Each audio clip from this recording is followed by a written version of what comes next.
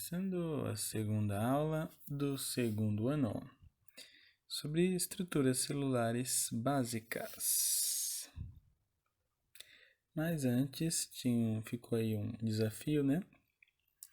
Vírus ser ou não ser, eis a questão. Os vírus são considerados seres vivos ou não? Na verdade, não tem um consenso, porque os vírus eles são exceção, né, para a teoria celular, que eles são formados de apenas duas estruturas, carapaça e o material genético, que é incompleto. Além do mais, eles não têm aquela dependência de alimento, energia, de precisa, como que eu vou dizer, se produzir. Ele tem características também de poder se cristalizar, né? Se mineralizar, ele se torna como se fosse um mineralzinho quando ele está em estado latente. Então, aí seriam as características de coisas não vivas. E de seres vivos, por exemplo, se você considerar que ele tem um material genético, esse material genético pode sofrer mutação, e também você considerar como um organismo parasita, né? Na verdade, todos eles são parasitas, né? Intracelulares obrigatórios, que todos eles dependem de invadir uma célula para poder gerar cópias. E considerando que essas cópias seriam um tipo de produção, então na verdade ele não tem algo assim que você consegue fechar essa dúvida. Aí vai depender da linha de análise aí. Porque ele tem tanto característica de coisas vivas como de coisas não vivas. E daí, tanto é que daí que veio o nome dos vírus de computador, né? Que o material genético deles é incompleto. E ele só tem codificação para invadir um determinado tipo de célula. É como se ele tivesse, por exemplo, uma receita para fazer um bolo, mas ele não tem a batedeira, ele não tem material, nada. Só que ele sabe como fazer, mas não tem como. Ele hackeia, né, a célula, invade e obriga ela a produzir clones. Ok? E vamos começar conhecendo as células mais de perto. Estruturas celulares básicas. Esse é só o básico, básico do básico. São quatro estruturas presentes em praticamente todas as células, tá? Por isso que são as básicas. A primeira delas é a membrana plasmática, ou chamada de membrana celular. A segunda é o citoplasma, ou hieloplasma, ou ostossol, ou citoplasma fundamental, ou matriz citoplasmática, ou de slime. Esse foi para zoar. Esses pontinhos temos ribossomos ou ribossomas, que são organelas, né? E o material genético, que é o DNA e RNA. Vamos estrutura por estrutura. Começando pela membrana plasmática. O que é isso, professor? Membrana plasmática, ela é o que envolve que a célula, ela tem uma característica de ser chamada de mosaico fluido, né? Ou uma bicamada lipídica, lipoproteica, quer dizer, ela é formada de duas camadas, né?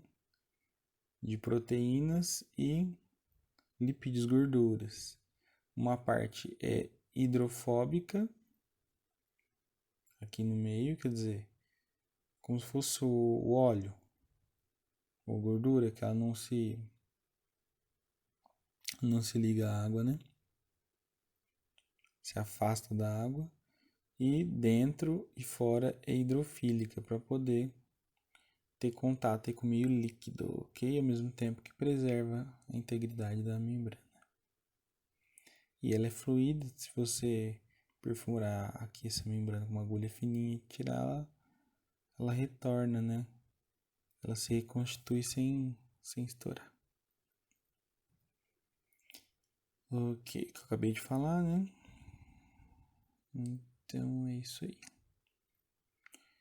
Membrana plasmática, a função dela, revestir a célula, revestimento, protege a célula, proteção e permeabilidade seletiva, quer dizer, que ela tem um certo controle sobre as substâncias que entram e saem. Comparando, se a gente fosse comparar, né, a célula com uma cidade medieval, a membrana plasmática seria a muralha, porque vai proteger e consegue controlar alguns entrada e saída, substâncias e tal. O citoplasma, aí o citoplasma de uma célula vegetal, né, aquática. O citoplasma ele tem a função de preenchimento e permite também o transporte, né, de organelas, estruturas que estão imersas ali de substâncias. Se fosse comparar, seria o pavimento, as estradas, né, o chão mesmo, que ele permite passagem, né, facilita o transporte e preenche a cidade, de certa forma. Os ribossomos. Temos aqui os ribossomos, são os grãozinhos.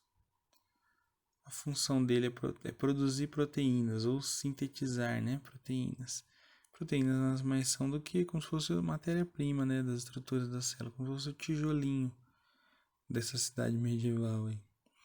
Então, o ribossomo poderia ser comparado à olaria ou uma marcenaria que produz, né, tijolinhos, bloquinhos a partir da matéria-prima, quer dizer, produz as proteínas, que é algo que vai dar estrutura, né, para a célula.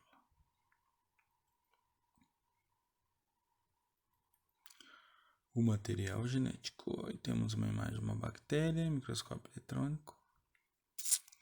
E o material genético, ele tem a função de armazenar informações genéticas do ser vivo, fazer o controle e comando da célula e reprodução da célula do organismo como um todo. Isso aí fica para a próxima, essa parte. Comparando, ele seria o quê? O castelo real, né? Que ele tem um comando ali. Uma biblioteca, que armazena informações importantes, certo? Vamos fazer alguns exercícios. Primeiro, relaciona as estruturas celulares, ABCD, as edificações medievais. Pausa marotinha para vocês fazerem. E vamos lá, resolução. Castelo. Quem que é o castelo? Material genético, letra C. Muralha. Membrana celular, letra D. Olaria são os ribossomos, letra A. E, por fim, a letra B. Citoplasma, rodovias. Questão 2. Escolha a alternativa correta. Item 1. Ao todo existem 3 estruturas básicas. 2. Aliás, eu pausa aí que eu já volto corrigindo, é mais prático. Então vamos lá. Ao todo existem 3 estruturas básicas. Errou! São 4. O citoplasma reveste externamente as células? Não, é interno. O ribossomo realiza a produção de proteínas? Sim. A membrana celular confere proteção? Sim, também. 3 e 4, a alternativa A. Por enquanto, só o básico do básico. E desafio para a próxima aula: no corpo humano existe alguma célula que é uma exceção por não conter uma das 4 estruturas celulares básicas. Para essa e outras dúvidas, não perca na próxima aula de Picantinho.